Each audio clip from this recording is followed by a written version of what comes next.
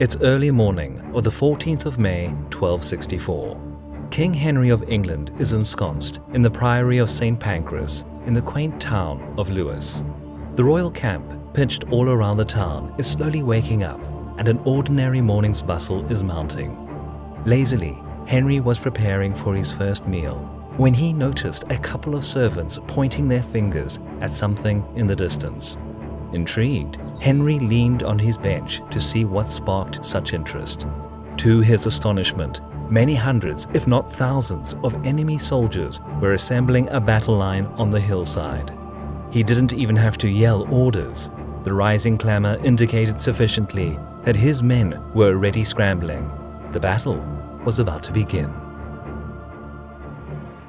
This video is sponsored by CuriosityStream.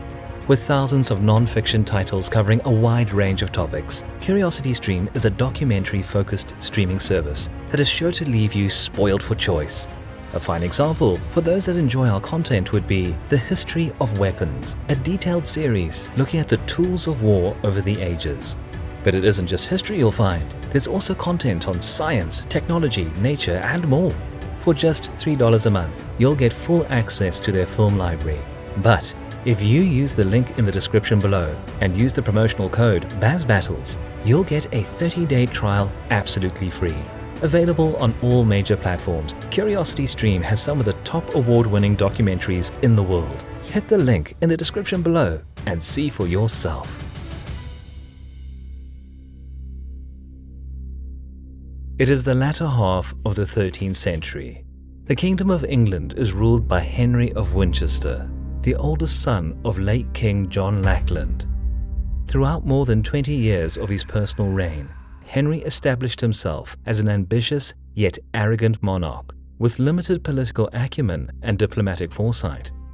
These traits, together with the king's tendency to adopt dictatorial methods to exert royal authority, put a serious strain on his relationship with influential Anglo-Norman magnates and landowners, who gradually became more and more discontented over many of the king's decisions and habits. It's fair to mention that Henry had no easy start when he ascended to the throne at the age of 9, amidst a baronial revolt sparked by his father. Still, he lacked the ability to rule effectively, and many of his blunders not only deepened his ongoing problems, but also created a couple of new ones.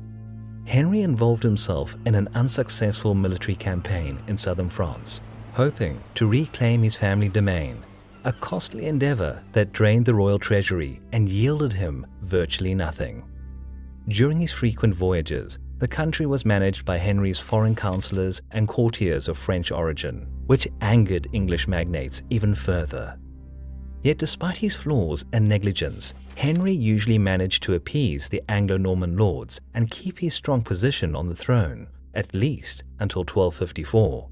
That year, the English king offered to finance the papal wars in Sicily in exchange for the Sicilian crown for his infant son, Edmund. This bright idea quickly ran the royal treasury dry, forcing a bankrupted Henry to turn to his barons and ask for funds. It was a good opportunity for the English magnates to finally force Henry to yield some of his authority and sign the Provisions of Oxford, a plan of reform formulated by a commission consisting of nobles chosen by both the king and the barons. Without delving too deeply into the details, the Provisions of Oxford effectively curbed Henry's authority, and he made his best efforts to avoid these baronial arrangements, asking the Pope to issue a bull to annul the provisions. This of course sparked unrest among the barons, and Henry appealed to the French king Louis IX for arbitration in the matter. In January 1264, Louis took a position on Henry's side, and although this quelled the more conservative barons, a civil war seemed to be inevitable as a radical faction rose up in rebellion. The rebels were led by Simon de Montfort, a French-born Earl of Leicester and Henry's longtime advisor and favorite. Despite being one of those despised foreigners on the royal court, thanks to his political and military skills, de Montfort eventually became a respected figure in England. Over the years, he grew in conviction, feeling that Henry was simply unfit to rule, and in the end, this feeling pushed de Montfort to join the baronial opposition. The very first months of 1264 saw both sides taking key castles and recruiting armies. King Henry raised a force in the Midlands and proceeded to undermine rebel garrisons in the area before marching south to face de Montfort's main army gathering in southeast England.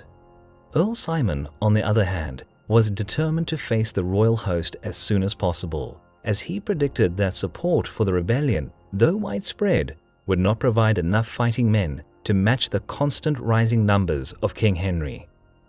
In the beginning of May, the king's host reached southern England and proceeded to the town of Lewes, still being held by the royalists, to await reinforcements, resupply, and rest after the tiresome first months of the campaign. Knowing that time was not working in his favor, Earl Simon moved his host to the vicinity of Lewes, taking up positions on the Offham Hill northwest of the town. The baronial army was visibly less numerous than what Henry brought to Lewes, counting roughly at around 5,000 men. In comparison, the king's host was probably twice as numerous, though it's not clear whether some of his men were out of the town at the time of the battle. Henry, whose men were scattered in and around the town, neglected to properly scout the area and was a bit surprised when he learned that de Montfort had suddenly emerged in the area with an armed contingent. It took several hours for the royalists to assemble the battle line, yet the one who was quickest with deployment was Prince Edward, Henry's son and heir, who commanded the heavy cavalry unit stationing a bit to the north around Lewes Castle. Although already 25, Edward was still a bit of a hot-headed youngster, and he didn't have the patience to wait for the rest of the army to take their positions, and launched an uphill attack on the baronial left flank, which consisted primarily of untrained recruits. The heavy cavalry charge, even though uphill, hit the rebel units hard, dealing massive damage and immediately breaking their cohesion. In no time, the entire left flank of de Montfort's army was in full rout, being chased by a battle-frenzied Prince Edward, who pursued the fleeing enemy to increase the death toll. It must have been a significant morale hit for the rest of the baronial army, but this was just the beginning of the battle. Eventually, the main royalist army finished lining up at the bottom of the hill, and King Henry, now without the support of mounted units, commanded his troops to move uphill to challenge the enemy, hoping that his greater numbers would be enough to overcome the rebels. Henry's infantry performed the unenviable task and were more than halfway when Simon de Montfort gave the order to attack. The rebel units rushed out and fell upon enemy infantry, disrupting their uphill march. Though only the center of the baronial host consisted of more experienced and dependable units, the attack caught Henry's men unprepared for the charge, and as time passed, the rebels made good use of the higher ground and slowly pushed the royalists down the hill, killing or crippling many enemy soldiers. Soon, facing increasingly unfavorable odds and with mounting losses, Henry's lines started to break, and the king was captured by the rebel forces.